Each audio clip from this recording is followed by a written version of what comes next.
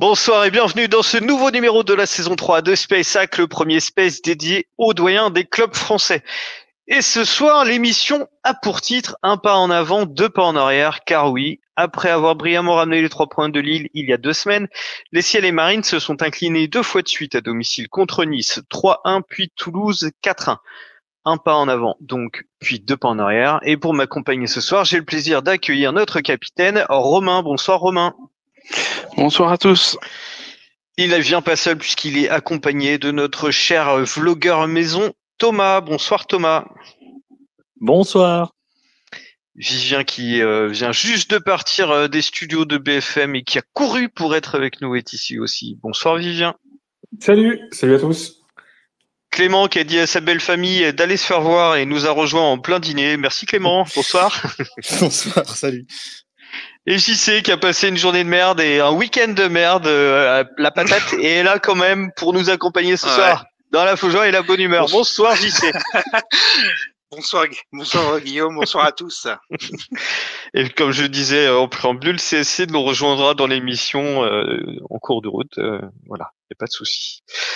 Mais Space Hack, c'est avant tout votre émission, celle qui donne la parole à tous les supporters qui le veulent. Alors n'hésitez pas à faire une demande d'intervention en cliquant sur le micro en bas à gauche. Nous vous ferons entrer dans les débats à n'importe quel moment. N'oubliez pas également le hashtag SpaceHack pour interagir avec nous et bien sûr le chat lié au Space. Un pas en avant, 2 pas en arrière, donc c'est ce qui se passe au Hack depuis 3 semaines. Comme je le disais en intro, nos Ciels et Marines se sont inclinés 2 fois de suite à la maison après avoir remporté une très belle victoire sur les terres lilloises. Samedi, en fin de journée, le Hack s'est incliné sur le score de 4-1 face à Toulouse, établissant par la même occasion un triste record, celui du nombre de défaites consécutives à la maison. 7 défaites de suite, les spectateurs du Stade Océane n'ont plus le droit au bonheur depuis le 3 novembre, et la victoire contre Montpellier. Alors ce soir, contrairement à ce que j'ai pu lire sur Twitter, l'émission ne sera pas un défouloir, ce n'a jamais été le but, ça sera jamais le cas. Ce soir, ça sera l'occasion d'échanger entre supporters dans le calme et le respect, contrairement à ce qui peut se passer sur les réseaux et comme parfois dans le stade. Je vous propose tout d'abord de revenir sur la raison du fiasco de samedi après-midi. Après cette victoire à Lille et cette défaite encourageante contre Nice, on était tous confiants, Romain, n'est-ce pas, avant ce match contre Toulouse? Alors, confiant, en tout cas, on savait tous qu'il y avait de l'enjeu et par rapport aux résultats des autres, même si bien sûr, faut se concentrer sur nous-mêmes, mais quand on joue le maintien, on est obligé de regarder un petit peu ce que font les autres et on se rassure de pas être décroché. Donc, confiant, je sais pas, mais en tout cas, on avait tous en tête et les joueurs et le club en premier, j'imagine, qu'il y avait un certain enjeu à cette rencontre. Parce que Thomas, le Hack semblait de retour dans le jeu, dans le game, comme disent les jeunes. Si encore, je sais même pas s'ils disent toujours ça. Depuis Angers, il y avait du mieux qui s'est concrétisé, comme je le disais, à Lille. Et même malgré la défaite à domicile contre Nice, il y avait quand même pas grand-chose à redire. Voilà, t'étais dans quel état d'esprit toi avant ce match contre Toulouse? Raisonnablement confiant parce que Toulouse c'est pas non plus des peintres. Maintenant oui, on abordait le match plutôt confiant. D'ailleurs, moi, de ce que j'avais lu dans la semaine, il y avait pas mal de supporters qui étaient confiants. Donc la douche froide est encore plus froide du coup, elle est même glaciale. Ouais, CSC n'avait mis qu'une défaite 3-1 du Hack, il était confiant. Donc voilà, mais cette fois-ci, au coup d'envoi, Didier Ligard a de nouveau fait évoluer sa compo en partant avec un schéma en 4-2-4. Clément, je crois que personne n'a compris ce qui s'est passé, ce qu'il a voulu faire. Même en écoutant la conf de presse, perso, j'ai rien compris. En gros, il a voulu mettre 4 joueurs devant pour profiter, vu que Toulouse était à 5, il voulait élargir le jeu et surtout gagner en verticalité pour pouvoir faire ce que j'appelle des LB triangles. Enfin, ceux qui ont joué à FIFA comprennent ça, c'est des passes en profondeur lobée derrière la défense de Toulouse, en profitant du fait que les pistons montent haut. Mais ce faisant, quand t'alignes comme ça un 4-2-4, faut réussir à le faire à l'animer et le souci, c'est que là, il a vraiment dégarni son milieu de terrain et c'est là qu'on a pris l'eau. Mais dans l'idée, c'est pour lui, en tout cas, de ce que j'ai compris en conf de presse après le match, c'est vraiment ça. Ouais, effectivement, on a pris l'eau malheureusement très très tôt puisque Toulouse nous accueillait à froid dès la 9e minute avec un superbe but sur une retournée acrobatique. De quoi assommer direct l'équipe, hein, Vivien. Ça a été un début de match compliqué. Le pire scénario possible, c'est-à-dire que les Toulousains ont marqué rapidement et après nous ont laissé le ballon, sachant pertinemment qu'on a du mal à construire le jeu, qu'on est bon en jeu de transition. D'ailleurs, les résultats à l'extérieur le prouvent. Mais que quand on nous donne le ballon et qu'on doit faire face à des équipes regroupées avec deux lignes serrées, on n'a pas forcément les compétences. Et c'est ce qui s'est passé. Et on a balbutié notre football. Pas bien aidé non plus par comme disait Clément, une compo d'équipe qui n'était pas forcément adaptée à nos forces actuelles, puisque jusqu'à maintenant, les bons résultats, on les a fait avec un 4-3-3. Avec Diawara, Bonga et Keshta pour animer le jeu. Et on a retiré un des trois éléments importants du système du milieu de terrain. Et voilà, on s'est retrouvé avec une compo déséquilibrée et face à des Toulousains pas maladroits défensivement. Ils n'ont pas été mis en danger véritablement. La première occasion vraiment intéressante, c'était en fin de première mi-temps avec Joujou. Donc pour eux c'était un match rêvé, hein. Ils nous ont attendus, ils ont marqué rapidement, ils nous ont attendus, ils ont marqué en contre et ça a donné le score qu'on a là, tout simplement. Ouais, tout à fait. Et JC, tu penses que toi l'équipe a eu du mal à s'adapter à ce nouveau schéma de jeu et c'est ce qui justifie le fait que l'équipe était totalement fantomatique sur cette première période, ou est-ce que tu vois d'autres facteurs? Moi, je suis vraiment embêté par ce changement tactique. Pour moi, je pars du principe qu'on ne change pas une équipe. Alors, qui gagne? Oui et non, mais au moins qui a des résultats qui joue mieux. Ouais. Voilà, qui joue mieux. Mais on restait. Voilà. Au moins, voilà, il y a quand même du sens à ce moment-là et on était bien reparti depuis à peu près un mois. Donc, et là, repartir sur quelque chose de différent, on peut comprendre aussi que les joueurs pouvaient être perdus sur le terrain. Moi j'étais vraiment confiant en fait avant le match quand j'ai vu le groupe, etc. Et quand j'ai vu le 11 de départ, je me suis dit aïe et voilà, moi ça m'a vraiment chagriné.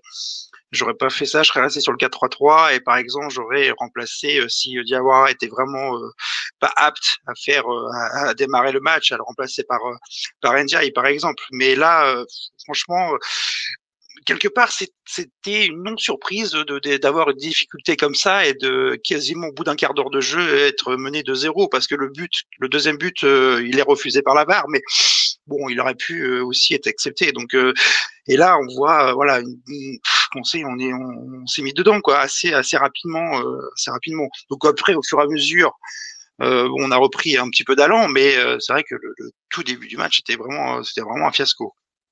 Oui, tiens, d'ailleurs tu parles de ce deuxième but refusé par la VAR et par Monsieur Le Texier, qui était notre ami en Ligue 2, hein. Je crois qu'il y a eu un petit débat en interne, je sais plus si c'était Clément et Quentin, je crois, sur le fait, non, je sais plus, sur le fait que la faute aurait dû ou pas être sifflée. Je sais pas ce que vous en pensez, Romain, à ton avis, le but a été logiquement refusé ou est-ce que ça... Je suis partagé. Après, maintenant avec la VAR quand même et les images, c'est plus difficilement discutable. Voilà. J'ai du mal à revenir sur des décisions qui sont prises par la VAR. Mais sinon, pour rebondir sur ce que disait JC, on est retourné de l'avant grâce à ce but refusé, hein. Parce que sinon, je pense que le match était plié dès le deuxième but de Toulouse. Mais ce qui nous a redonné de l'élan, c'est ce but refusé. Tu penses que toi que l'équipe est repartie de l'avant à la suite de ce but refusé? Oui, mentalement, pas tactiquement, parce que on a eu énormément de mal pendant toute la première mi-temps à animer avec cette animation offensive avec les 4 joueurs. Si je m'en remets aux experts de DAZN, ils disaient que c'était effectivement très compliqué d'animer ce genre de formation en 4-2-4 là. Et Clément l'a dit tout à l'heure, mais donc on a gardé cet handicap de compo, mais par contre dans les têtes, je pense que le deuxième but refusé de Toulouse nous permet quand même de se raccrocher un petit peu. Oui, tu parlais vite fait de DAZN et des experts. Juste pour info, pour ceux qui n'avaient pas suivi, DAZN en début de match mettait une composition à 5 derrière avec Loïc Nego en défenseur central. Hein, c'était Tout à fait. clownesque. Et 5 minutes après, le commentateur dit excusez-nous, on s'est trompé. Hein, effectivement, le Hack joue en 4-2-4.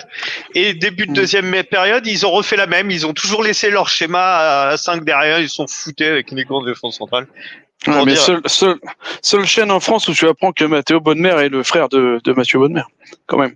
Ouais, non, c'est tout le temps comme ça. C'est incroyable. Enfin bref, on ouvrira le dossier DAZN un autre jour. C'est pas le propos, mais je peux dire que c'est une sacrée purge d'écouter les matchs avec DAZN. Il faudrait vraiment que j'arrive à me caler sur François mieux que ça parce que franchement c'est l'horreur.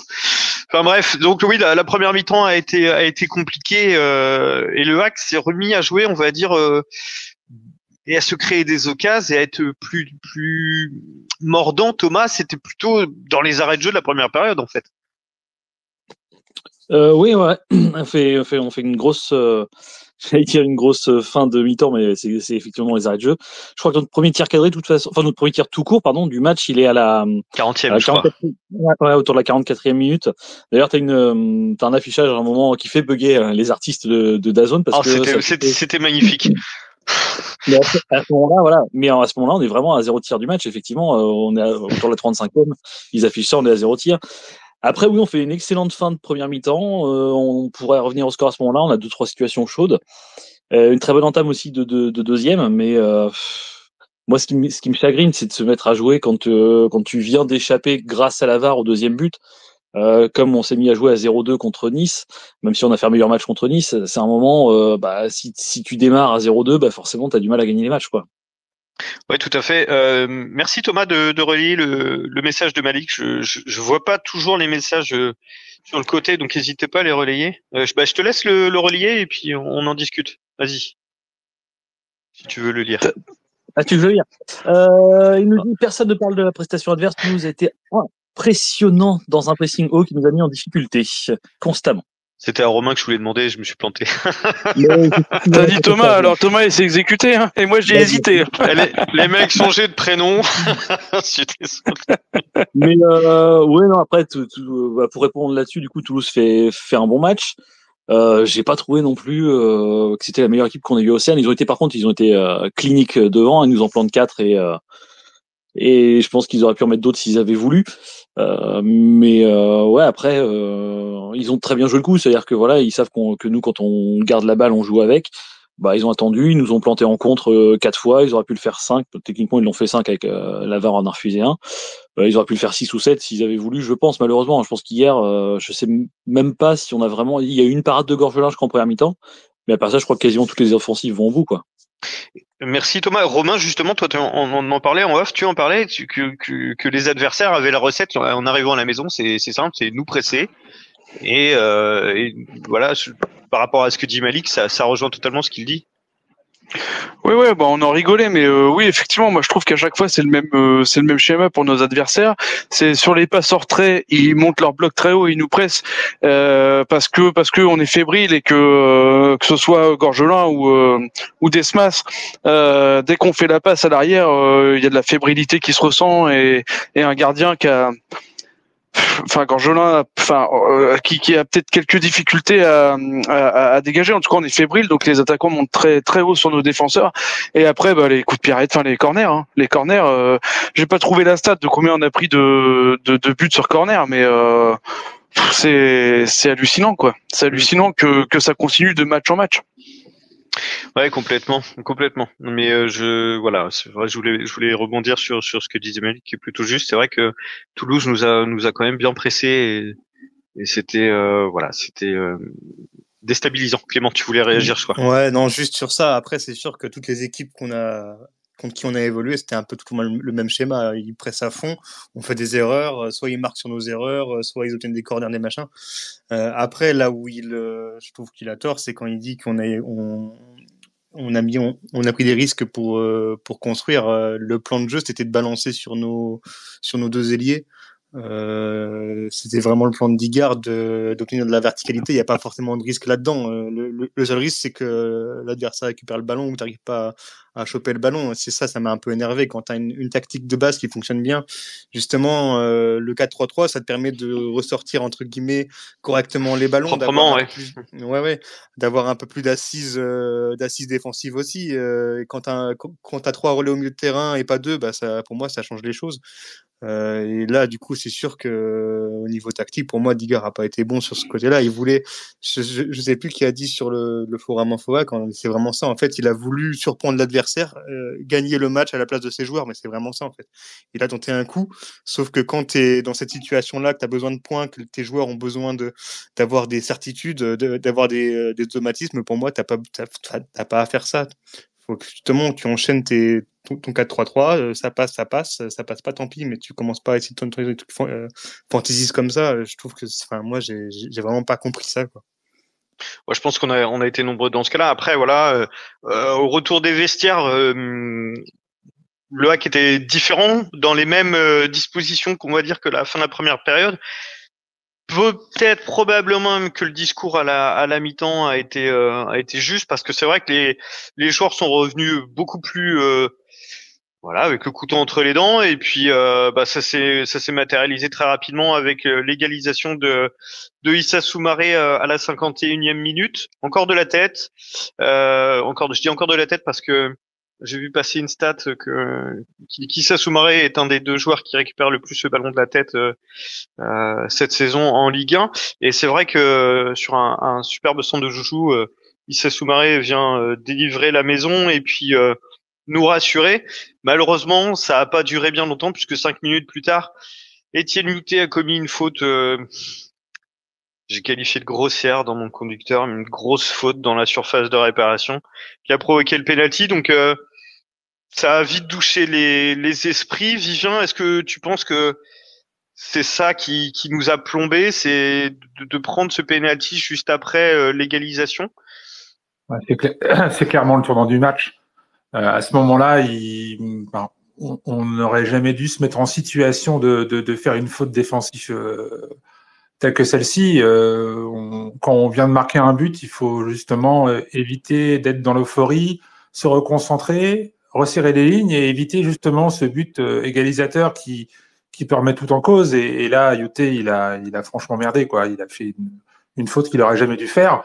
Alors, je le blâme pas parce que moi, personnellement, je serais bien incapable de faire le tiers de ce qu'il fait parce que je suis pas un bon footballeur, mais je vois ça à l'extérieur en tant que commentateur, en tant que passionné du match, que passionné du hack.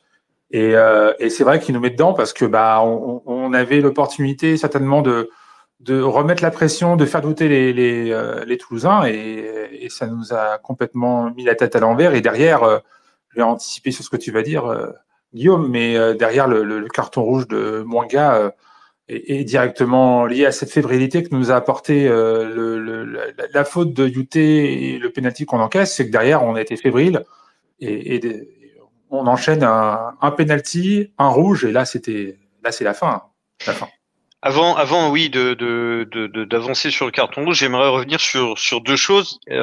C'est François Manoury qui en a parlé tout à l'heure sur ici Normandie, sur le fait que après avoir encaissé ou marqué un but, il y a comme une sorte de relâchement de la part de l'équipe et derrière on le paye cash. Ça a dû arriver plusieurs fois cette saison.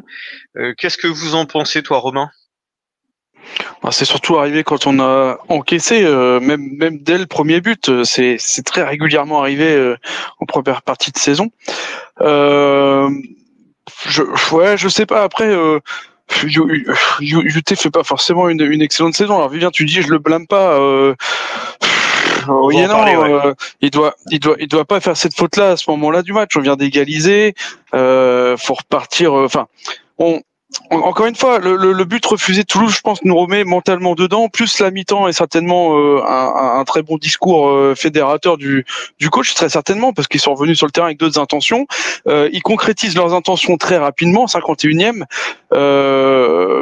Voilà, moi je le blâme parce que je suis désolé, mais voilà, et pas à ce moment-là du match. On doit tenir le 1-1 un certain temps, voir comment ensuite on arrive à toucher le ballon et voir ce qu'on arrive à faire de ce ballon. Mais on doit tenir le 1-1 un certain temps pour se rassurer, justement, et repartir sur de bons rails, peut-être 10 minutes après, j'en sais rien.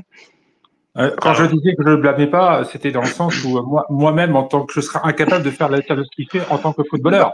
Bah oui, mais à ce moment-là, je suis incapable de. Enfin, je sais pas, mais il y a plein de choses qu'on est incapable de faire dans la vie, tous. Donc, sinon, on peut pas commenter. Moi, je le blâme. Oui, t'as pas compris le sens. C'est pas grave. T'as pas ouais. compris ce que je voulais dire. Vous pouvez vous expliquer, les gars, y a pas de souci, on a le temps. Non, mais j'ai bien compris le sens. Moi, ce qui m'ennuie, le problème est, Didier Digard en a parlé en conf de presse, c'est que Etienne Nouté est pas dans une bonne passe du tout. Et c'est au moins, si je dis pas de conneries, le 3e but qu'on prend à cause de lui en très peu de temps. Et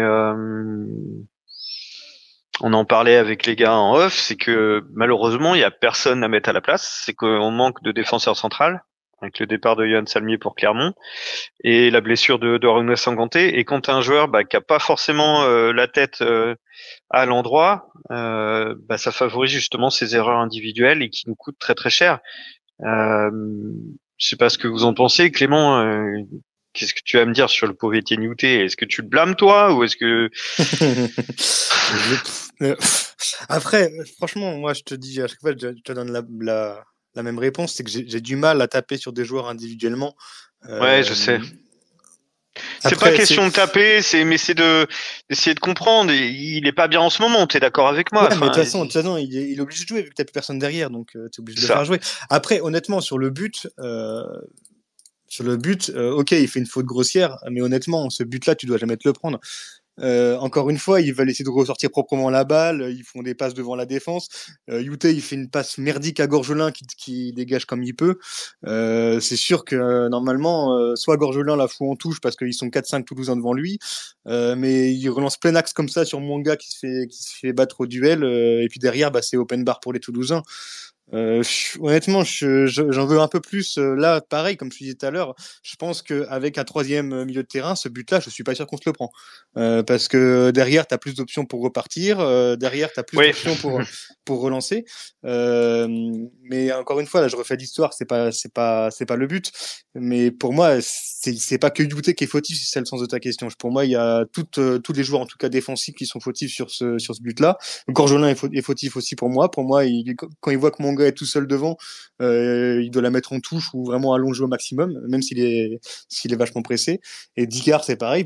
Pour moi, ce but-là, c'est une conséquence de son 4-2-4.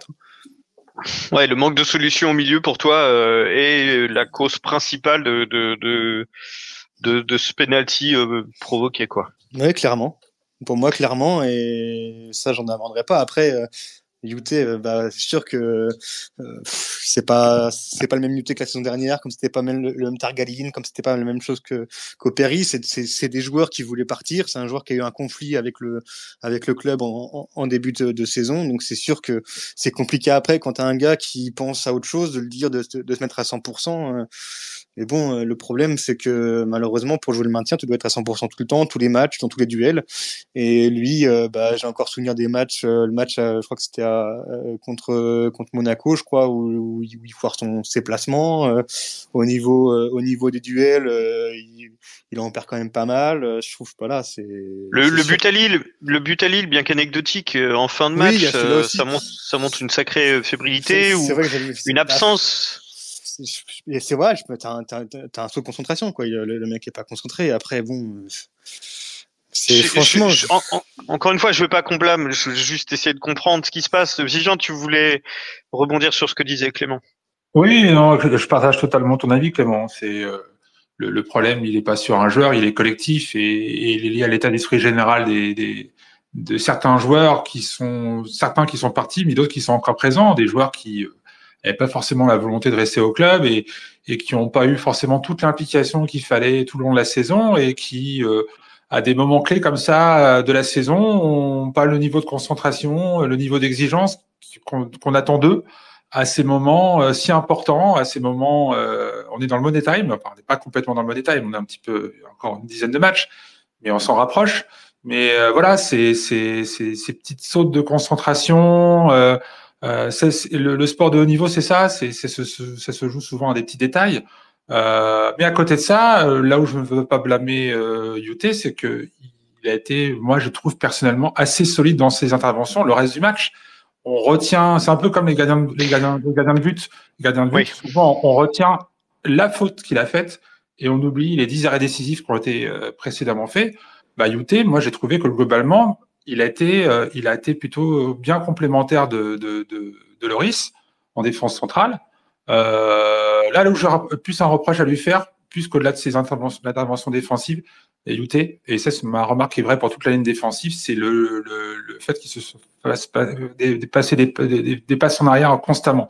Ça m'a vraiment beaucoup énervé en première mi-temps, cette incapacité à franchir la première ligne toulousaine et à jouer à la passe à 10 en arrière. Yuté passe à Loris passe à Gorgelin passe à Ballo-Touré et ainsi de suite. Ça, c'est. Ouais, mais pourquoi Vivien il faisait ça? Parce qu'ils n'avaient pas de solution. Il manquait un milieu de terrain. Ah ouais, bien sûr. Ouais, on est d'accord.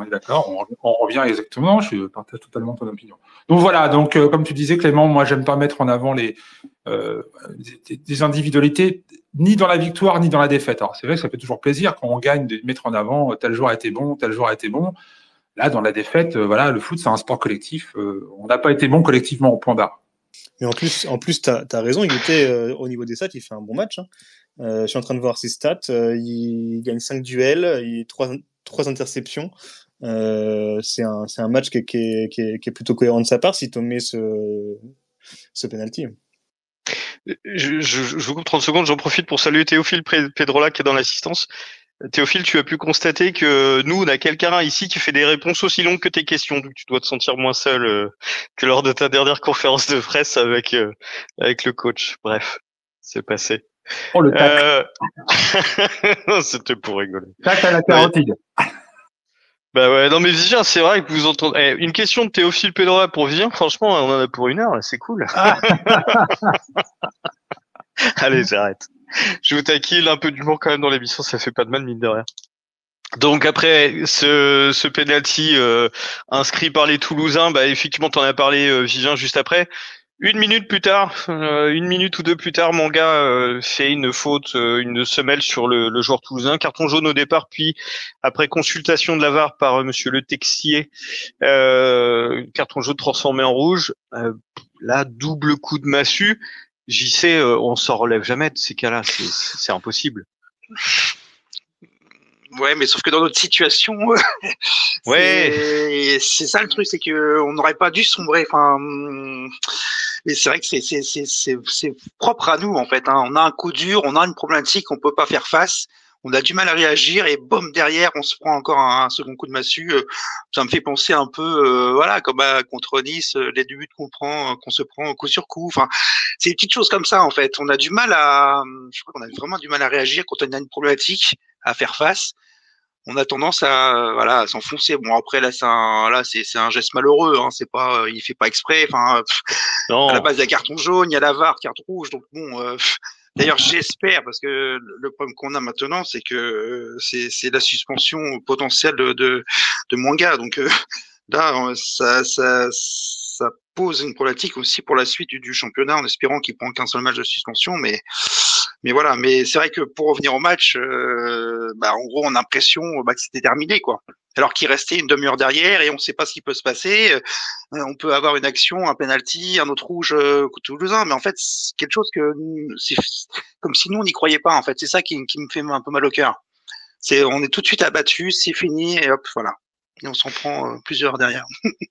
C'est ce qui s'est passé, en fait, n'est-ce pas, Romain? C'est qu'après ce carton rouge, il s'est plus rien passé, hormis les Toulousains qui ont qui ont enfilé les buts comme ils enfilent des perles. Justement pour la petite stat, Toulouse, comme le Hack c'est 11 tirs, Toulouse en a cadré 5, ils en ont mis 4. C'est la statistique qui est terrible. Romain, toi, tu étais comme ce que disait JC, le match était plié après ce carton rouge. Ouais, non, mais complètement. Après, le 3e et le 4e but, c'est anecdotique par rapport au scénario du match. En fait, on voit qu'ils ont complètement lâché, ils sont plus là, comme on a déjà pu les voir cette saison, hein, sur certains matchs, certaines mi-temps. Ouais, c'est presque psychologique. On prend le 2-1 il y a rien de grave. On est encore 11 sur le terrain à ce moment-là. Ça fait chier, mais il y a rien de grave. On est déjà revenu une fois. Ils avaient l'air d'avoir les armes pour se battre et revenir. Et là, coup de massue, on sait pas gérer. On sait pas gérer ce moment un peu de fébrilité qui se transforme par un penalty. On sait pas le gérer. Après, ça reste dans les têtes. Et voilà, comme disait JC, le geste est pas. Voilà, il fait pas exprès, il laisse traîner son pied, mais bon, maintenant avec la VAR, tout est revu, etc. On peut plus vraiment passer au travers de ce genre de geste, et là, c'est le coup de massue, et puis c'est terminé. Je veux dire, le match, il était terminé là, hein, terminé.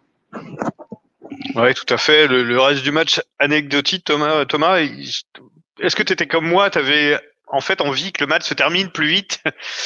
Est-ce que la fin du match a été terriblement longue. C'était une catastrophe. En tout cas, moi, je l'ai perçu comme ça. C'était un cauchemar.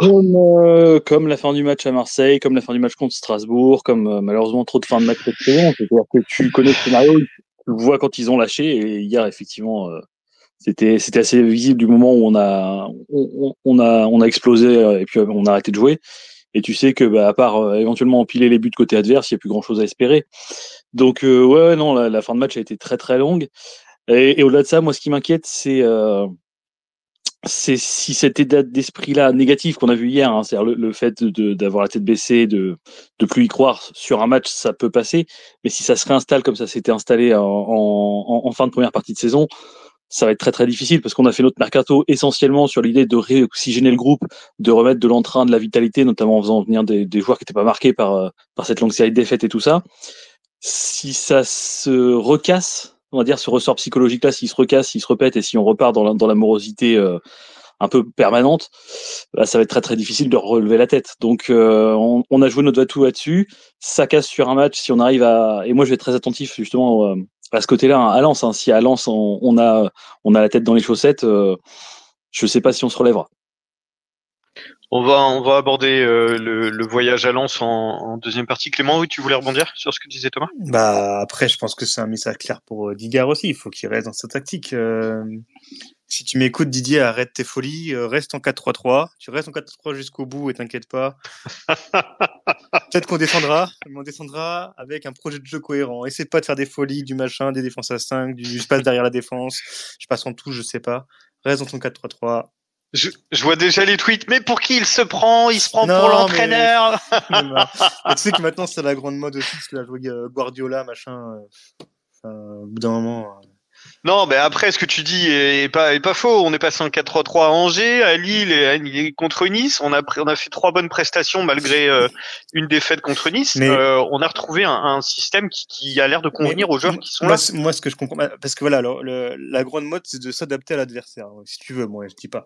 Mais est-ce que tu vois, je sais pas. Après, je suis pas assidûment, peut-être qu'il y a des mecs dans l'assistance qui suivent plus. Mais est-ce que Angers s'adapte à l'adversaire? Est-ce que Auxerre s'adapte à l'adversaire?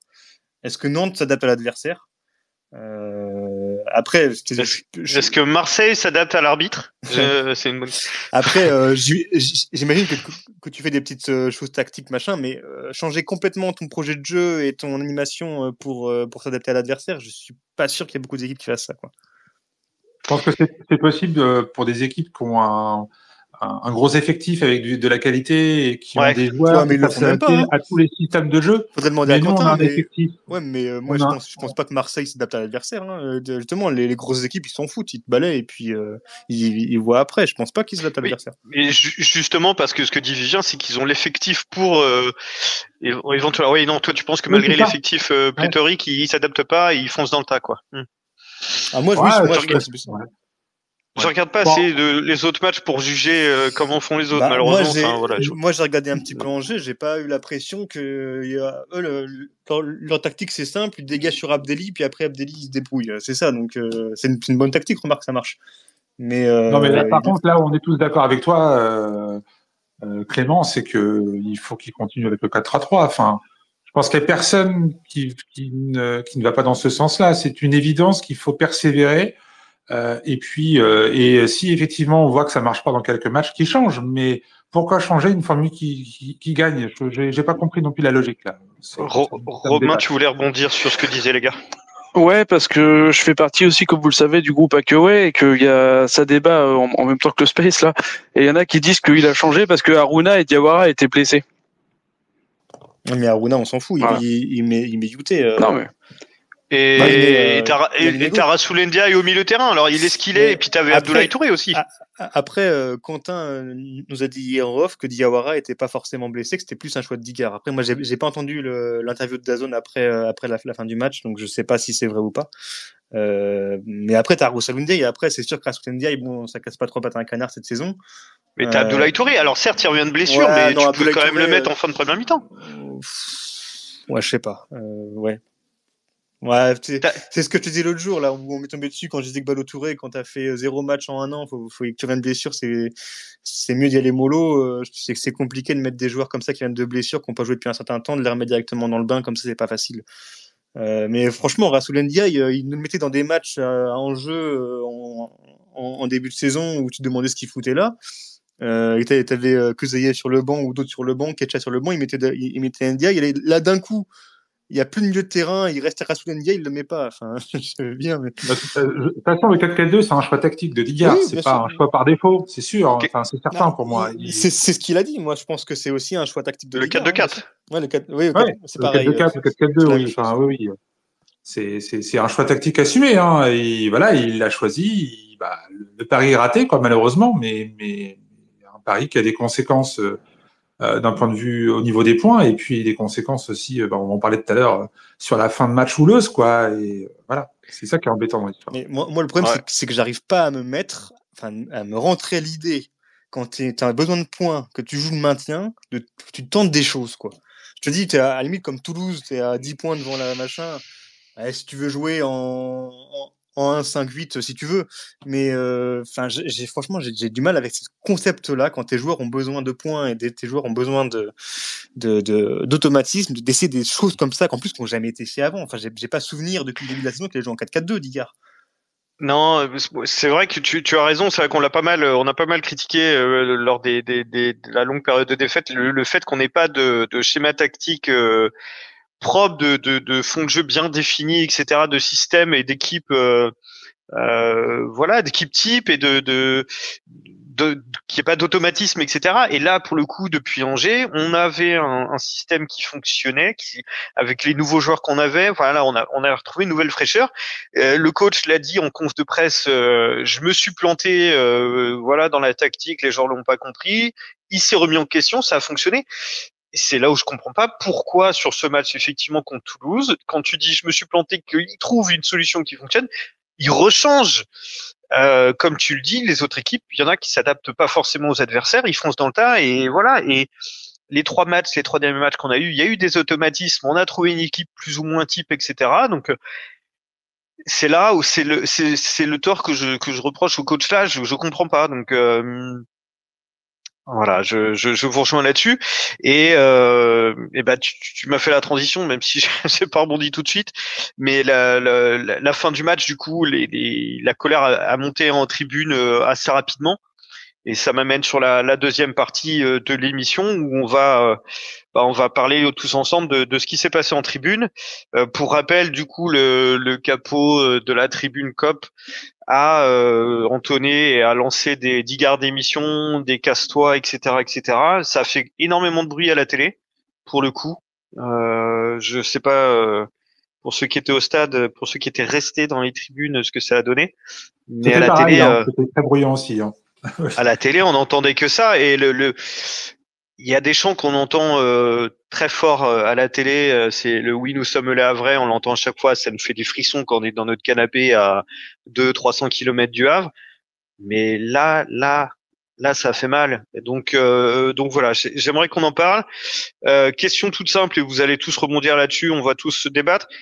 Dans le respect, je veux pas d'insultes comme d'hab. Avec s'il y en a qui veulent intervenir, il n'y a pas de souci. Les pros, les contre, je m'en fous, mais tous dans le respect, s'il vous plaît. Question toute simple. Comprenez-vous, messieurs, ce qui s'est passé dans les tribunes et ce qui s'est passé dans le COP et globalement dans le stade, puisque les chants ont été repris par l'ensemble du stade. Je sais pas qui veut se lancer. C'est une question pas super, mais voilà. Je vous lance la patate, vous la récupérez. Voilà, je veux bien commencer. Moi, personnellement, vous le savez tous, hein, j'ai un peu réagi sur Twitter par rapport à ça. Moi, j'ai pas compris. J'ai vraiment pas compris du tout. Pourquoi un tel revirement pendant le match, avant le début de match, tout le monde supportait l'équipe. Il y avait une chouette ambiance, c'était vraiment sympa, le COP poussé, malgré la prestation plus qu'au moyenne des joueurs. Et puis d'un coup d'un seul, on ne sait pas pourquoi, l'union sacrée qui avait été proclamée autour de l'équipe pour faire en sorte que les supporters soient derrière les joueurs pour les emmener jusqu'en fin de saison et essayer de nous sauver. Ça sera de toute façon on savait que ce serait une opération difficile et compliquée et que d'un coup d'un seul tout a lâché. Alors que c'est pas la première fois qu'on fait des matchs compliqués, qu'on perd largement. Et là, tout le bénéfice des matchs précédents, que ce soit en termes de confiance et en termes d'union avec les supporters, c'est totalement volatilisé. Et moi, ce qui m'embête, au-delà des noms d'oiseaux et puis des digues d'émission, après chacun est libre de penser ce qu'il veut.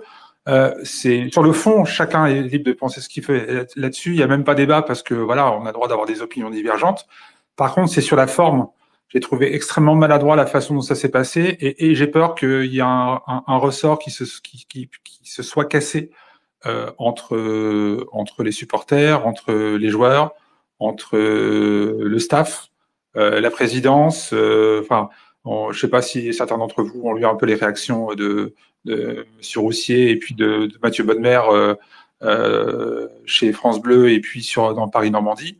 Ils comprennent pas et comme moi je comprends pas et pour moi être supporter c'est être supporter dans les bons et les mauvais moments. Alors et moi dans les bons moments j'applaudis, je me lève, j'encourage et dans les mauvais si je suis pas content je me tais et le silence est souvent mieux que les insultes pour moi personnellement. Voilà, c'est plus ma façon de voir les choses. Après chacun est libre de penser différemment bien évidemment, mais moi j'ai peur que ça ait des conséquences importante sur la suite de la saison et qu'on ait du mal à s'en relever. Robin, tu voulais rebondir sur ce que disait Vivien. Ouais, comme d'hab, j'insulte personne sauf Vivien, moi. Mais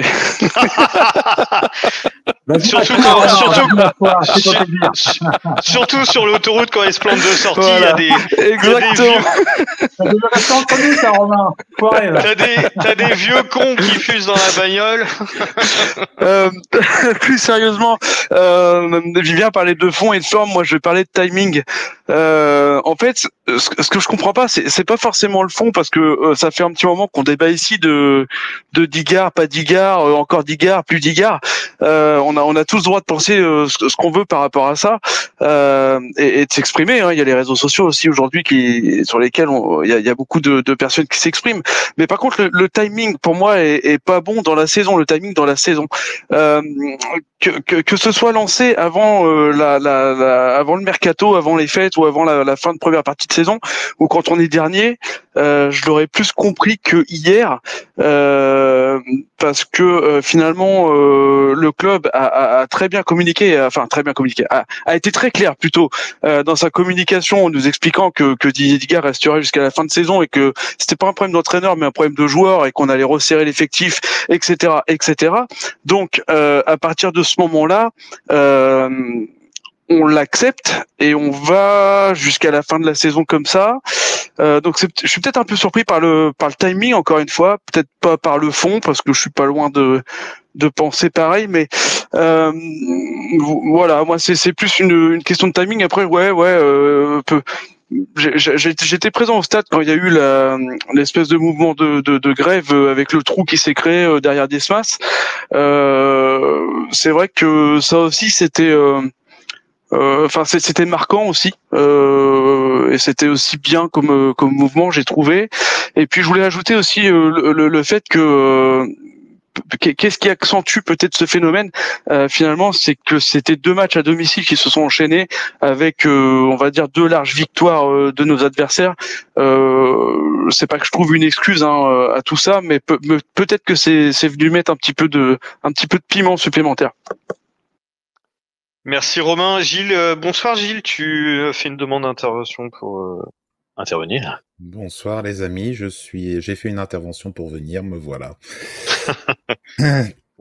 Pour rebondir sur ce qu'a dit Vivien et Romain et aller un peu dans mon sens, je vais redire ce que j'avais dit il y a déjà quelques semaines. Didier, on l'aime pas. On s'est posé la question. Certains se la posent encore, certains se la poseront encore. Didier, il est là jusqu'au bout. Haussier et Bonnemer ont été clairs. C'est pour ça que je veux plus en parler, parce que c'est un non-sujet de parler de la personne de Didier. On peut parler de ses choix, on peut parler de sa tactique, on peut parler des mecs qui sont là. Ça changera pas. Et quand on écoute l'interview de Josué en conférence de presse d'après-match, moi j'ai eu l'impression de voir Didier Deschamps à sa grande période de capitaine équipe de France en protection de groupe. Il protégeait aussi son entraîneur. On a bien compris que ces mecs-là sont derrière Didier et que c'est pas la question. Ensuite, moi, je vais mettre le bémol, c'est que moi, je suis le hack, mais de loin. Et hier, comme j'ai dit, maintenant, il est hors de question que je me fasse mal avec le hack. Et quand ça m'énerve, je m'éloigne un petit peu de l'écran, parce que ça me permet justement de pas être dans le bouillon en permanence. Alors peut-être que certains qui sont dans le bouillon et de manière un peu plus forte, eh ben c'est difficile quand tu vois quand t'as deux victoires seulement depuis le début de la saison et le reste c'est que des défaites, que t'as plus de chances de voir ton équipe prendre des points à 500 bornes de chez toi que dans ton stade, et que la comparaison avec l'année dernière elle est compliquée. Donc je pense qu'il y a une colère qui est j'allais dire compréhensible, voire salutaire, parce que ça veut dire que de tout ça, il y en a quand même une bonne partie qu'on a encore quelque chose à faire du hack. C'est pas des gens qui en ont rien à foutre. On serait au Real Madrid, on aurait déjà sorti, je pense, certains les mouchoirs blancs. Je pense que c'est pas encore le cas. Les gens ont été, ça déborde du chaudron de temps en temps, mais je pense que c'est plus une erreur dans la communication de l'expression de la colère, parce que Didier en fait, et là je rejoins ce que disait un peu François tout à l'heure dans Bienvenue au club, il a la bonne tête de Turc, il a la gueule du mec sur qui on peut taper sans raison valable pour moi à ce niveau-là, parce que vraiment il prend très cher proportionnellement à ce que les autres font. Et pour moi, je pense que c'est juste une erreur de cible. Mais le problème, c'est peut-être juste qu'on a l'équipe qui est au niveau qu'elle est, et qu'on n'accepte peut-être pas de voir quand même que l'équipe est faible, et qu'il faut peut-être pas considérer notre saison à l'aune du match de Lille, mais à l'aune de tous les autres. Et que est-ce que Lille n'était pas un accident dans le bon sens? C'est peut-être ça aussi le problème. Merci Gilles. Thomas, tu voulais réagir? Oui, je suis assez d'accord avec ce que vient de dire Gilles. Pour le coup, c'est vrai que de toute façon, maintenant, on sait que Digard restera quoi qu'il arrive jusqu'à la fin de saison, donc c'était peut-être pas la bonne cible. Moi, j'aurais peut-être trouvé plus pertinent d'entendre des mouiller le maillot, bougez-vous le cul, ce que tu voulais quand l'équipe a arrêté de jouer à partir de la 60e. Mais après, le mouvement de frustration et de colère, je le comprends totalement. Enfin, je veux dire, faut remettre aussi un peu le contexte, hein. On est sur 7 défaites consécutives à domicile. C'est la pire série de l'histoire du club en 153 ans de l'histoire de notre club, quand même. Enfin, je veux dire, pire série de l'histoire quand t'es club doyen, ça fait remonter loin. On est catastrophique à domicile régulièrement, même si, voilà, on avait fait quand même 2-3 bonnes performances. À domicile, c'est 12 matchs, 10 défaites, c'est 29 buts encaissés pour 8 marqués. À un moment, franchement, que le COP hurle 10 minutes son mécontentement, je trouve pas ça méchant, hein. T'enchaînes 7 défaites de suite à domicile à Marseille, t'as la commanderie qui est en feu. Donc faut aussi, parce qu'on a l'impression depuis hier que le COP a limite commis un attentat. Je veux dire, ça va, ils ont marqué leur mécontentement. Alors effectivement, la forme était peut-être pas la bonne, pardon, et la cible était peut-être pas la bonne. Mais enfin, ça reste quand même relativement modéré par rapport à ce que tu peux voir ailleurs. Enfin, moi, je suis pas choqué que après la prestation catastrophique d'hier, qui était quand même, enfin, dire franchement, je pense qu'on a tous eu envie soit de se barrer du stade, soit d'éteindre la télé. Moi, en ce qui concerne, c'était la télé. Moi, je l'ai éteint. Bah voilà. Bah moi j'y arrive pas encore, mais j'espère avoir ta sagesse un jour, Jim. Mais moi je suis pas obligé d'intervenir, c'est pour ça aussi, Thomas. Ouais, c'est vrai. Attends, je me suis rematé la première mi-temps en plus. Mais enfin, on l'oblige pas non plus. Hein. mais je trouve pas ça choquant du tout que le COP après une énième branlée, hein, parce que ce 4-1 là, il s'ajoute au 4-0 contre Lyon, au 3-0 contre Reims, au 3-0 contre Strasbourg, au 4-1 contre Paris. Enfin, je veux dire, des branlées à domicile, on a pris quand même quelques-unes cette saison. Que le COP fasse la gueule et hurle son mécontentement pendant 10 minutes, je trouve honnêtement que c'est même plutôt logique. Et comme disait Gilles, pardon, presque rassurant, parce que ça veut dire que les mecs, ils ont pas démissionné, on sait qu'ils seront là. Le parcage est déjà plein à Lens, un parcage de 1000 personnes, donc c'est que la Fédé et que les supporters, le cœur du COP, continuent d'organiser. On sait qu'ils seront là pour le prochain match à domicile et qu'ils crieront. Et même à 1-2, hein, à la télé, on entendait encore bien les chants. Hein. C'est sur la fin de match qu'ils ont pété un câble. C'est pas non plus. Enfin, voilà, moi je trouve pas ça choquant en soi. Après, voilà, la cible était peut-être pas la bonne. Je suis d'accord là-dessus. Alors, moi, ce qui m'ennuie, et je vais rebondir sur ce que dit Thomas, c'est le timing, comme disait Romain, c'est pas le moment. Enfin, on sait que Digard va rester jusqu'à la fin de la saison. Je sais on a enchaîné 7 défaites à domicile, qu'ils en ont plein le cul, et on en a tous plein le cul, c'est sûr, pour parler vulgairement. Mais sur ce match-là, ça s'est joué à quelques malheureux détails. La faute de Youté dans la surface, le carton rouge, comme disait CSC qui est arrivé parmi nous, et je vais lui donner la parole après, c'est pas Digard qui fait des centres façon drop équipe de France de rugby, quoi, tu vois. Là, pour le coup, je trouve que les responsabilités sont partagées. Les joueurs ont fait un match de merde, ils ont fait des erreurs qui nous coûtent très très cher. Digard, là, sa faute à la rigueur, c'est sa compo de départ.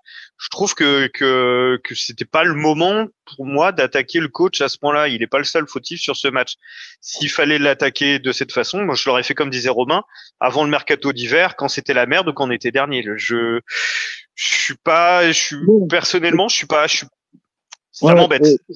Ce que je disais avec toi, c'est que sans doute, et comme disait Gilles, la cible est peut-être pas la bonne. Après, que le COP s'énerve après la prestation d'hier, voilà. Mais effectivement, j'aurais peut-être trouvé un bougez-vous le cul, un mouillez le maillot, un fait honneur à nos couleurs plus cohérent. Comme disait Romain, ce qu'ils avaient fait quand ils ont quitté le COP, ils se sont écartés. Enfin voilà, une action silencieuse, une grève de supportariat, quoi. Là, ils ont humilié un gars qui est coach de l'équipe. Voilà, on est pour eux, on est contre Digard. C'est comme ça, il va rester. Ça sert à rien de l'humilier comme ça. Je sais pas. Perso, la forme me dérange fortement. Si tu voulais. Pour me répéter ce que je disais tout à l'heure, c'est qu'en plus dans l'histoire, c'est que ça va braquer beaucoup de monde au sein de l'équipe sportive, au sein des joueurs. Quand on est joueur, que les mecs qui s'investissent au quotidien, ils s'entraînent, on peut leur reprocher de ne pas être au niveau. Je ne sais plus qui disait tout à l'heure, effectivement, on peut faire le constat qu'ils sont pas Gilles. Je crois qu'il disait que effectivement, les joueurs sont peut-être pas au niveau de la Ligue 1. Moi, je pense que c'est aussi le cas. Certains, voilà, bon, c'est comme ça. Mais leur taper sur la tête en permanence et taper sur le coach qui, pour lui, qui est en partie responsable, mais pas en totalité responsable de ce qui se passe, il y a un côté un peu injuste et j'ai peur qu'on perde au passage peut-être des joueurs et certains joueurs se disent merde, putain, ils exagèrent, font chier. Dans ce cas-là, je sais pas, je suis pas dans la tête des joueurs et que cette solidarité qui fait que jusqu'à maintenant et depuis fin janvier, début février, on fait des résultats plus que corrects, parce qu'on a fait quand même des résultats sympas à Reims, à Angers, on va gagner à Lille. Les dernières prestations étaient largement mieux que ce qu'on a vu avant. Si c'était à la suite de plusieurs matchs catastrophiques qu'on perdait, mais rappelez-vous, début janvier, on prend une branlée à Marseille. Si effectivement le match d'hier, c'était la suite, tous les matchs qui avaient suivi le match de Marseille avaient été du même acabit. J'aurais pu comprendre pour dire voilà, c'est bon, on perd tous nos matchs, on est nul. Mais là, c'était pas le cas. On a enchaîné à plusieurs reprises des matchs intéressants dans le contenu. Les gars, ce que vous oubliez aussi, c'est il y a un mec là qui le dit très bien, Stivo76 là sur le Space. C'est que c'était un match en fait qu'on attendait tous. Comme vous disiez, on avait 3 bonnes prestations. Match à domicile contre une équipe qui, Toulouse en plus, une équipe B de Toulouse. Tu te dis, moi, tu vois, quand je vais dans un étoilé, si on me sert un Big Mac froid, je fais un peu la gueule. Là, c'est un peu la même chose. Tu vois, tu te dis, voilà, super, on va faire jeu égal avec Toulouse. Le problème, c'est quand tu vois la compo de départ de Digard, ça te refroidit un peu. Et derrière, tu t'en prends 4, tu te fais marcher dessus en seconde mi-temps. Bon, après, t'as les faits de jeu qui seront là, mais Franchement, honnêtement, je pense que c'est plus la frustration.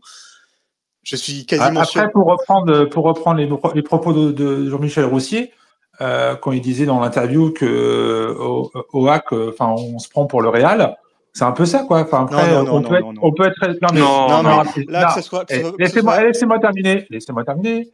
Je dis, on peut être raisonnablement optimiste sur le match, mais à aucun moment, enfin, qui pensait qu'on allait rouler sur Toulouse? Non, mais personne. Non, mais le problème, c'est ce que je te dis, c'est de la frustration. C'est-à-dire quand tu vois la compo de départ qui a aucune cohérence avec ce qui était fait avant et que tu t'en prends 4 à domicile. Honnêtement, je pense que c'est vraiment plus la frustration qui a parlé. Il y a l'enjeu aussi qui augmente la frustration. Et pour ce qui est l'effet de groupe aussi. L'effet de groupe, je pense. Oui, mais ça, le fait que ce soit le capot qui lance ce champ-là, oui, ça aussi, hein. Ouais. Mais honnêtement, moi, tu peux pas non plus, je peux pas les juger. C'est la frustration sur le moment. Tu t'attends à un match au moins correct. Honnêtement, je pense que tu perds 2 ou 3-0 en faisant un 4-3-3 et en jouant correctement, entre guillemets, t'as pas ces réactions-là. C'est juste, c'est vraiment la compo de départ, je pense, qui met déjà l'huile sur le feu. Et après, je crois que Gilles veut parler.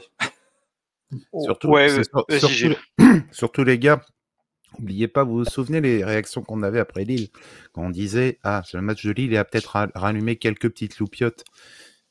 Est-ce qu'il n'y a pas aussi le contre-coup de ça qui fait qu'au final, les quelques espoirs que tu avais rallumés à Lille, et au final, t'en as beaucoup qui sont en train de se partir. On a dit, tiens, il y a une reprise de feu. Attends, bouge pas. Je prends un seau d'eau. Toi, pas d'enflammade ici. On est comme ça.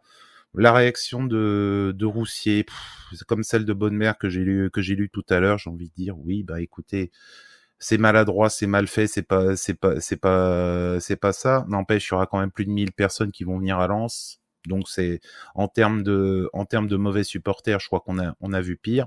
Mais si vous voulez, écoutez, tous ceux qui viennent là gentiment parce qu'ils ont découvert le hack avec la Ligue 1, et ce qu'ils vont faire la prochaine fois, ils vont rester chez eux. On va se compter et puis on verra comme ça, d'avoir des réactions comme ça. C'est facile aussi de dire du haut de sa tour, tiens, vous êtes mal comportés, je sais pas ce que je fais dans ce club-là. J'ai envie de dire, oh les gars, vous, ça fait 3 ans qu'on est là, nous, ça fait pour la plupart 35. J'étais prêt à dire à Roussier, si j'avais pu l'avoir au bout du ligne, toi, t'es au Havre depuis 3 ans, moi, je suis supporter du Hack depuis 35 et j'en ai 43. Donc ça va, le club je le connais un petit peu, et qu'il y a peut-être effectivement il y a des gens qui sont pas là. Toi t'as été supporter à Marseille, tu fais 7 défaites à domicile de suite à Marseille, ça fait quoi? Je crois que la commanderie a fini en cendres. On peut construire une nouvelle baumette dessus. Donc on peut être comme ça. Au HAC, on est très gentil. On est très gentil en termes de supporters. Franchement, il y a eu combien d'actions violentes des supporters ou de pseudo-supporters, que ce soit sur les bagnoles des joueurs ou sur le centre d'entraînement ou sur le stade. Franchement, et on est gentil. Et pourtant, de la merde, on en a bouffé. Donc, on peut continuer comme ça. On peut croire à essayer de jouer aux mauvais supporters. Ça a été une blague aussi pour ceux qui connaissent les forums d'Infocéane. Là, le bon et le mauvais supporter, ça a été une blague aussi récurrente pendant quelques temps. Donc, on peut continuer comme ça. Ou alors, on peut se dire que il y a eu un coup de sang, on s'est énervé, on se regarde, on se juge un peu du regard, et puis on dit c'est bon, ok. Et puis demain ou après-demain, voilà, on aura tous mis la tête dans un cube de glace, ça ira mieux, et on verra comment ça se passe. Par contre, juste qu'on nous dise pas que les résultats sont suffisants et que on se dit bon ça va aller. Oui, ça va aller, mais par contre, oublie pas que tu as 2 boulets au pied de tes matchs allés et que cela va peut-être falloir à un moment trouver la clé pour s'en débarrasser si tu as envie juste de faire 16e. Merci Gilles. CC, bonsoir CC, je te voulais réagir via des smileys, tu voulais tu avais ton mot à dire par rapport à tout ça. Ou alors je te dérange Il était au bar sur le Vieux-Port, là, tu le réveilles. Il a déjà la tête dans son glaçon. Comme a dit Gilles, on va tous se mettre la tête dans un glaçon. Puis... T'as du réseau au moins où t'es là? Vous m'entendez? Ouais, moyen, c'est pour ça que je te pose la question. Ouais, c'est vrai que son réseau est pas top. Ouais, c'est vrai que ça fait quoi, 1 heure qu'on a Non, lancé mais le space, il n'y avait toujours pas eu de bug technique. je suis là. Vous m'entendez? Vas-y, parle. Ouais, Ah. vas-y. Non, mais déjà pour souligner ce qu'a dit Gilles, cette défaite au Vélodrome, c'est tout est détruit, hein. La commanderie, elle fume, le stade Vélodrome n'existe plus. Enfin bref, mais c'est pas la question. Non, mais mais non, mais alors moi je trouve que moi je suis un peu d'accord un peu avec tout le monde. Je vais prendre des idées un peu de chacun, mais déjà pour moi le message il est pas bon en fait. C'est la forme qui me dérange, comme disait Thomas tout à l'heure. Puis Digard est un peu la tête de Turc en fait depuis le début de la saison, et voilà, ils ont pris le 1er aussi venu. Pour voilà, le message n'est pas transmis n'est pas le bon. Hem, Ensuite le timing pareil, tu il y a des matchs super importants qui vont arriver, et il y a une finale une «finale» entre guillemets contre Saint-Étienne qui va être un match ultra important. Heu Voilà, ce moment-là m'est plus propice, par exemple, à ce genre de comportement, et encore, pour moi, ça reste un comportement déplacé. Ensuite, le fait que Diga, en fait, ait changé sa compo et tout ça aussi, il y a eu de la frustration. Après, bon, un match comme ça, où on en prend 4. Franchement, c'est con à dire, mais c'est anecdotique. Tu prends le rouge, les joueurs s'arrêtent de jouer, voilà, et puis les minutes défilent, et voilà. C'est un match un peu comme, bon, ce qui est complètement différent parce que c'est pas du tout les mêmes équipes, mais à peu près dans l'attitude. Ça ressemble à un match comme Paris où en fait on tient le score, on en prend 2, bah, derrière c'est mort, et puis tu sais que c'est Paris, puis t'en prends 3 et puis t'en prends 4. Donc voilà. Mais après voilà, le fait qu'il y ait de la frustration hier, je peux comprendre le discours de Bonne qui dit qu'il est complètement choqué, et cetera. Bon, après, il était un peu fort en disant que, il se demandait qu'est-ce qu'il faisait là. Mais voilà, quoi. Donc pour moi, le message n'est pas le bon, et le timing non plus. Ben, il est pour la paix des ménages. J'aime bien ça, Quentin. Gilles, tu voulais rebondir sur ce que disait Quentin? Oui, par contre, il y a une phrase que Quentin vient de dire et qui a été dit par Josué, disant la défaite est anecdotique. C'est jamais anecdotique de perdre et c'est jamais anecdotique d'en prendre 4. Faut pas s'habituer à ça. C'est très mauvais. Ah, mais Ouais, je pense que je suis assez d'accord avec ça, mais c'est surtout dans l'attitude. Je sais que les joueurs resteront professionnels et qu'au prochain match, ils se mettront pas l'idée: «Bon, allez, de toute façon, on arrête de jouer, on en prend 4 à tous les matchs». Ça se passera pas comme ça. Je sais très bien que contre Lens, on va sûrement montrer un autre visage. Ouais, mais seulement ça commence aussi par le discours. Il y a des choses comme ça où tu peux pas dire c'est anecdotique d'en prendre 4. Ça doit te faire mal, ça doit dire c'est pas normal qu'on en ait pris, c'est pas normal qu'on perde, c'est pas normal qu'on en ait pris autant. C'est dans ce discours-là aussi, il y a des mots juste à interdire. Et je veux dire, t'en prends 4 contre Toulouse, merde. C'est Toulouse. Oui, ouais, mais non, mais c'est Toulouse, oui, les gars. oui. C'est pas Lyon, c'est pas Paris. Ouais, mais il y a des faits de jeu aussi, il y a des faits de jeu. Il y a des faits de jeu. Seulement le fait de jeu, au final, il s'accumule au fait que t'en as pris 3 face à Nice qui roule sur le championnat dans la foulée des vraiment des tout premiers, et tu perds plus encore contre Toulouse aussi. T'as de ça aussi, et tant même que t'aies les circonstances qui se sont faites. Je rappelle juste que si le Toulousain en début de seconde période il loupe pas son tir alors qu'il a fait l'appel du siècle et que l'autre lui a fait la passe du siècle, ça fait 0-2 là aussi, et puis ensuite ça peut peut-être dérouler de la même manière. On a peut-être un discours légèrement différent, mais dans les faits t'as perdu 4-1 contre Toulouse, et c'est ça aussi, c'est le standing de l'adversaire qui fait aussi que ça rajoute dans la frustration des gars. Romain, tu voulais réagir? Ouais, non, je me disais, on avait écouté Gilles, que finalement il a peut-être raison, que c'est peut-être un coup de sang. Ça arrive à plus petite échelle à tout le monde dans nos vies de tous les jours, des coups de sang, et comme le dit Gilles, même dans un monde professionnel, ça peut nous arriver.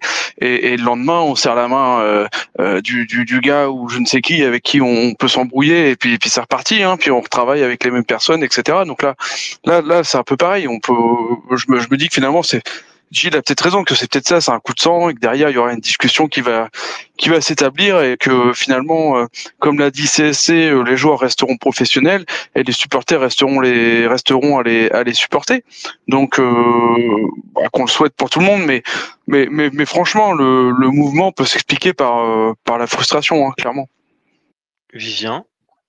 Ouais, pour conclure pour ma part, simplement, je pense qu'il faut des deux côtés, que ce soit du côté des supporters et du côté aussi de Bodmer et de Roussier, il faut pas que les mots dépassent nos pensées.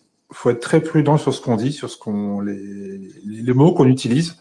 Et voilà, faut être vigilant par rapport à ça, parce que moi ma crainte véritablement, c'est qu'il y a une rupture qui se mette en place entre l'équipe et les supporters, et que ça nous plombe la fin de saison et qu'on se retrouve dans une situation où on aurait pu retourner la situation en notre faveur et que cette ambiance de merde, faut le dire, c'est une ambiance de merde qu'on a eue hier, nous plombe la fin de saison. Et ça, j'ai vraiment envie d'éviter ça, parce que ce serait le pire qui puisse nous arriver. Parce que on est tous dans la même galère, comme je pouvais le dire hier sur Twitter. On parlait des coups de sang, etc. Il y en a eu énormément sur Twitter et c'est parti assez loin par moment.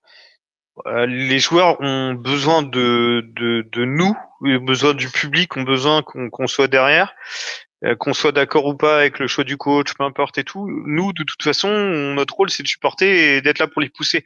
Si on les lâche maintenant, c'est mort. Ils l'ont dit, ils ont besoin des supporters. Et comme toi, Vivien, ça me fait peur qu'il y ait une cassure à ce moment-là de la saison, alors qu'on arrive sur des matchs, comme le disait Clément, qui sont hyper importants. Bah oui, bien sûr. Ouais. On arrive, on va jouer à la maison Saint-Étienne. On va jouer Nantes à domicile. On va aller à Montpellier. Ça, c'est 3 matchs importants. Si ces 3 matchs, on fait des bons résultats, ça peut totalement nous relancer. Mais si derrière on plombe la fin de saison à cause de cette situation de merde, franchement, ça me pèterait les couilles. Je pense que attention, quand Vivien il parle comme ça, attention. Je pense que c'est un peu bateau ce qu'on dit, mais ce que je vais dire aussi. Mais bien sûr. Mais en fait, on parle de Nantes, de Montpellier, tout ça, mais en fait, c'est même pas à regarder. C'est comme avec Lille, tout le monde, même moi le premier, je nous voyais prendre une valise là-bas. On fait un résultat. Je pense, peu importe l'équipe, va falloir jouer. Donc là, je vois. Ouais, faut compter que sur nous-mêmes là pour le coup. Exactement. C'est ce que tu es en train de dire. Ouais, c'est ça. Et en plus, on va profiter entre guillemets de matchs de Coupe d'Europe où ça reste Paris, et malgré qu'ils mettent l'équipe B, voilà, ça reste une grosse équipe, mais on va jouer Paris entre les matchs de Coupe d'Europe. Ils vont avoir un enchaînement d'enfer, donc va falloir profiter de ça aussi. On est capable de faire un résultat là-bas comme on l'a déjà fait l'année dernière. Ouais, vous êtes tous d'accord de toute façon sur le fait, je pense que l'équipe aura besoin de ses supporters. De toute façon, voilà, tout le monde a besoin de tout le monde, et voilà. Et juste pour revenir un peu sur la projection au niveau comptable, je sais pas si vous vous rendez compte, mais on a 1 point de plus que Caen en Ligue 2. Quand leur situation est catastrophique. Non mais c'est juste pour faire une comparaison. T'es en train de vriller, toi. T'es en train de passer de l'autre côté de l'eau. Non mais juste pour faire une comparaison. C'est-à-dire que quand leur situation est vraiment, c'est du miracle s'ils arrivent en barrage. C'est mort pour eux. Et nous, 1 point de plus, on a la chance de pas être lâchés quand même. Ouais. Oui, parce que ils ont quoi? Ils ont 10 points de retard ou 9 points sur le barragiste. Nous, on a 1 point de retard. C'est ça. La seule différence, Clément, c'est que Caen a un effectif pour ne pas du tout être là. Nous, on est quand même dans les eaux où on doit être. C'est peut-être ça aussi la petite différence. Ah oui, non mais moi, il n'y a pas de marge de manœuvre. Quoi. Je te parle de comptable, c'est-à-dire que en fait, aussi bien si Saint-Étienne et Reims avaient pas fait n'importe quoi, on aurait pu vraiment être à la même place que Caen, c'est-à-dire largué avec 10 points de retard, quoi.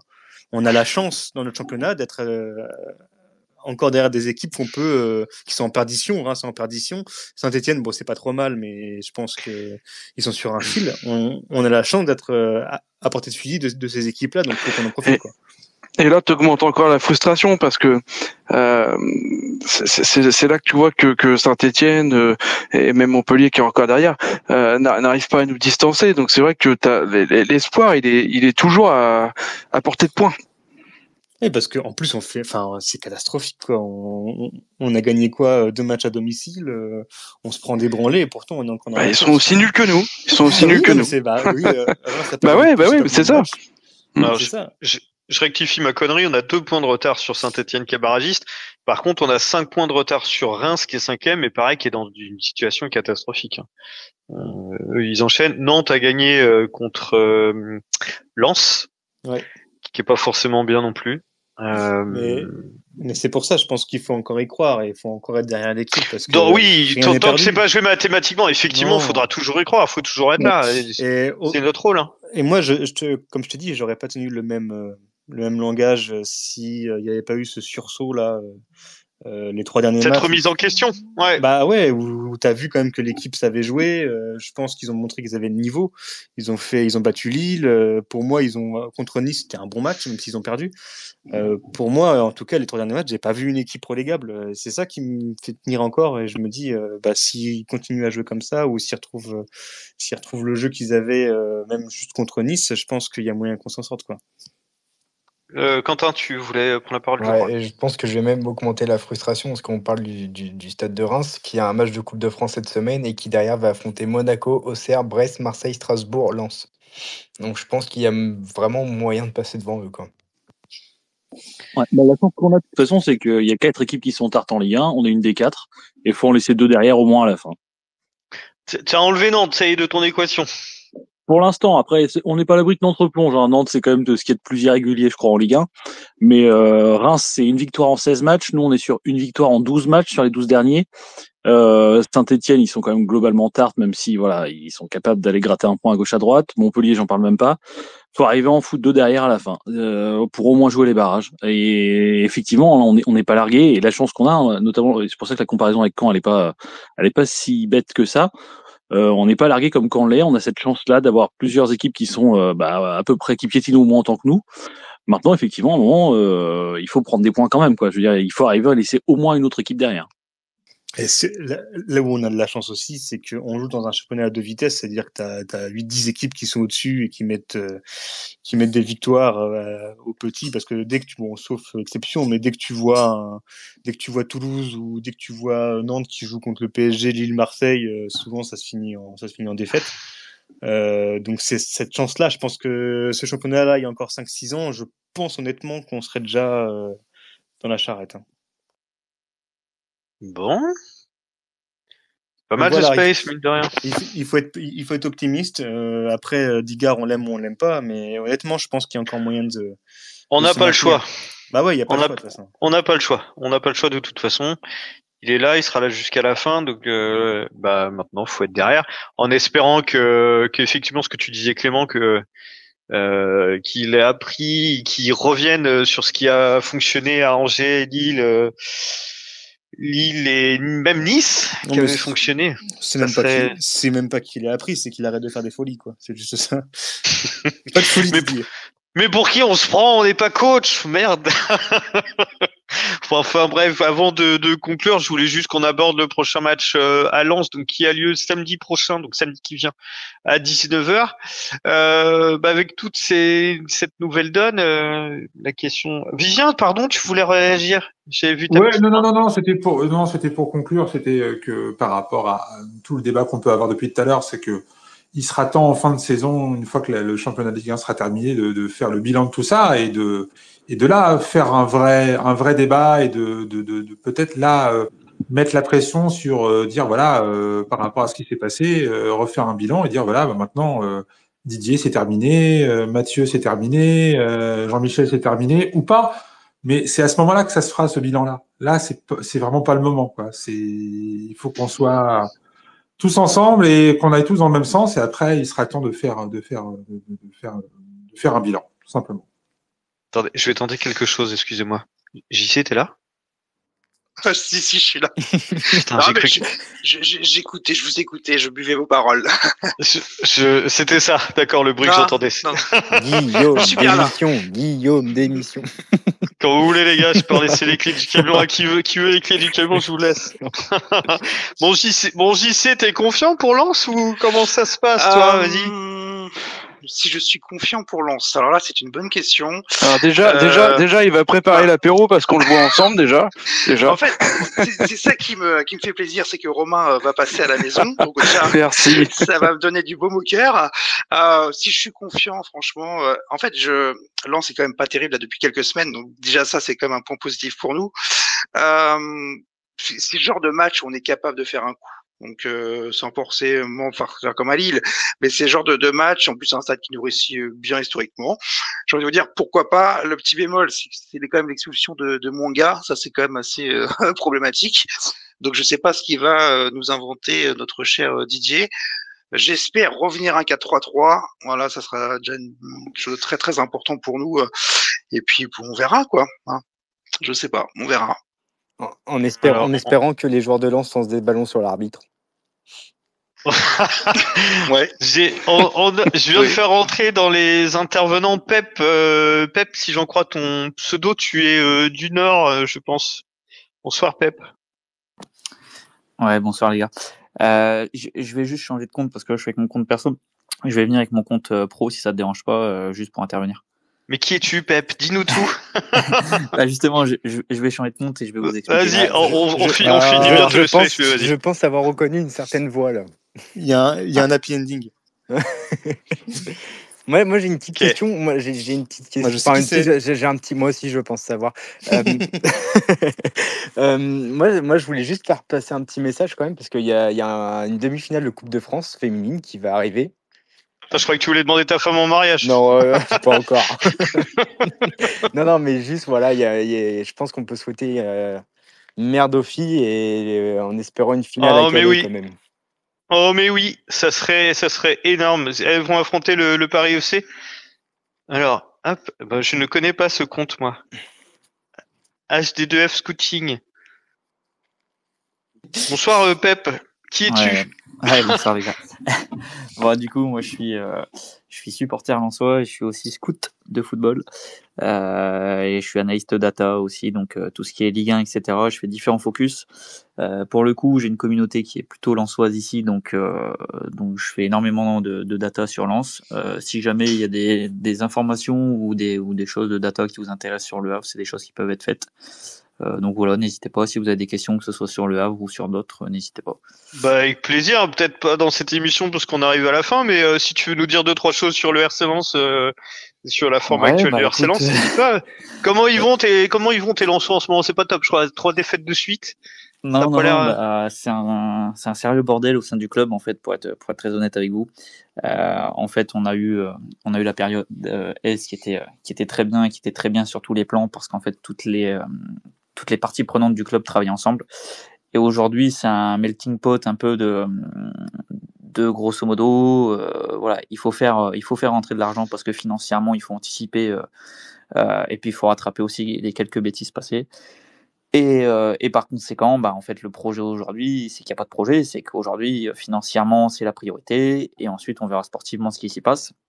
Donc, on essaye forcément de vendre, et dès qu'on a un acheteur, on essaye de vendre, et pour le coup, on vend plutôt bien. Sauf que derrière, les opportunités de marché qui se présentent sont pas forcément les meilleures. Et puis aujourd'hui, vous avez Will Steele qui est plus trop en odeur de sainteté. On se posait tous la question ce matin de savoir s'il serait encore l'entraîneur du RC Lens aujourd'hui. Il faut savoir que le lundi, généralement, les joueurs sont en repos à Lens, donc ça n'a pas bougé de ce côté-là aujourd'hui. Maintenant, la semaine risque d'être agitée. Est-ce que Will Steele sera viré avant Le Havre? Sincèrement, je pense pas. Je pense que grosso modo, c'est un peu le match de la dernière chance. Ce qui serait quand même, pour vous supporters havrais, vous ne le savez peut-être pas, mais ce qui serait potentiellement son troisième match un peu couperé depuis le début de saison quand même. Parce qu'on fait croire que tout va bien à Lens, mais non, tout ne va pas bien à Lens, c'est un sérieux bordel. Donc voilà, et puis au milieu de ça, vous avez nous les supporters, vous avez les joueurs qui pour certains sont restés, d'autres qu'on a fait venir et qu'on a promis un projet Europe qui est en fait pas réalisable du tout. Moi, je suis très inquiet pour Lens. Aujourd'hui, on est 7e. Il y a quelques sceptiques qui pensaient, il y a encore 15 jours de ça, qu'on finirait sans doute 6e ou 7e. Moi aujourd'hui, je pense qu'on risque plutôt de finir 12e que de finir 7e. Voilà. Ça, c'est un problème qu'on aimerait avoir ou avant ça. Ouais, non, mais je comprends. Non, mais je comprends tout à fait. Après, encore une fois, chacun lutte avec ses armes. Moi, je suis conscient, voilà, des difficultés qu'il peut y avoir dans les différents clubs, et je suis pas là pour taper sur n'importe quel club. Moi, je trouve que Le Havre essaye de faire les choses plutôt correctement, plutôt intelligemment. Alors après, tout peut pas fonctionner, hein. Ça reste un club de football, encore une fois. Maintenant, je trouve qu'il y a de l'idée. Je trouve que les personnes choisies au Havre, pour certaines, sont plutôt bonnes, hormis peut-être le coach. Moi, c'était une petite interrogation que j'ai eue cet été, que j'ai pas trop compris, à vrai dire. Mais pour le reste, je trouve que c'est plutôt intelligent ce qui est fait dans la mesure de ce qu'il est possible de faire. Maintenant, sur ce match-là, alors pour le coup, moi, je vais au stade toutes les semaines. J'ai l'habitude d'aller au stade plutôt confiant sur les différents matchs. Là, je vous avouerai que depuis 3 semaines, je suis nettement moins confiant. Et puis je pense que votre équipe, grosso modo, aujourd'hui, à l'instant T, elle a plus rien à perdre. Donc je ne vais pas dire qu'elle risque de battre tout le monde. Je dis simplement que sur des matchs one-shot, elle est capable de faire un exploit, un peu comme elle a fait à Lille. Donc je me méfie toujours un peu de ces équipes-là. Moi, j'étais persuadé que le match à Nantes, par exemple, je savais pertinemment qu'on n'allait pas le gagner. Je me doute que ce match-là, si on n'arrive pas à faire une différence très rapidement pour vous mettre en difficulté sur le plan mental, je pense que ça sera compliqué d'aller chercher un résultat face à vous, parce qu'on va pas se mentir, aujourd'hui, Lens doit gagner. Si Lens ne gagne pas, je pense que Will Steele vivra ses dernières heures. Donc non, la pression finalement, elle est presque pas sur vous, en fait, parce que vous, dans cette histoire, vous n'avez pas grand chose à perdre. Vous vous déplacez à Lens, vous êtes dans une posture où vous avez besoin de points. Voilà, enfin, très concrètement, vous sortez d'un match où certes, vous perdez 4-1, mais vous avez un carton rouge pour vous. Vous prenez des buts, qui sont un peu, on va pas dire particuliers, mais sur le plan mental, qui vous enfoncent un peu. Je pense qu'aujourd'hui, vous allez venir, vous avez rien à perdre. Vous savez que Lens doit réagir. Moi, je vais pas vous mentir, je ne connais absolument pas la réaction du public sur le prochain match avec ce qui s'est passé à Nantes, parce qu'en plus de ça, il y a eu des incidents, donc voilà. Au dernier match à domicile, ça a été plutôt tendu en fin de match entre les supporters et Will Steele, parce que Will Steele est l'un des seuls à venir quand il y a un problème, ou même quand il n'y a pas un problème, c'est l'un des seuls à venir vers le COP. Donc voilà, je connais pas trop la réaction lensoise. Moi, je trouve que notre équipe manque cruellement de leader, de personnalité. On a des bons joueurs à des postes qui individuellement sont pour certains intéressants. Maintenant, je trouve qu'il n'y a pas de lien entre nos joueurs, donc je pense que vous avez une carte à jouer. Moi, je serais pas si défaitiste que ça de votre côté.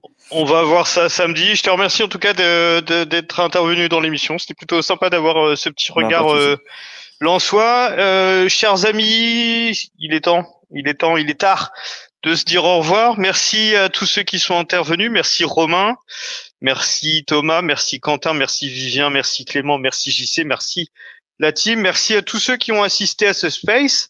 J'espère qu'il vous a plu malgré la situation compliquée dans laquelle on est et malgré le contexte qui a été difficile ce week-end. Je pense qu'on est quand même tous d'accord pour dire que les Ciels et Marines, on les aime, on les a dans le cœur, dans le sang, et qu'on sera toujours derrière eux quoi qu'il arrive. Je sais, c'est bateau, mais faut le rappeler qu'on sera toujours derrière eux. Et en tout cas, on compte sur les 1000 Havrais pour faire un max de bruit à Bollaert samedi. En tout cas, on sera devant notre télé à vous écouter et à être fiers de vous. Voilà, nous on va se retrouver après le 9 mars, donc on va se retrouver le lundi 10 mars après le match contre Saint-Etienne avec, j'espère, des bonnes nouvelles et une meilleure position au classement et un petit peu plus de positivité, je vais y arriver, pour finir. Je vous souhaite à tous une excellente soirée, très bonne semaine, et d'ici là, allez le hack. Merci, salut à toi Guillaume, mais il est tard, hein, ça se sent. Ça s'entend. Salut. Je vais dormir. Bisous tout le monde. Bonne soirée. Salut, bonne soirée. Bonne soirée. Ciao. Bye. Salut à tous.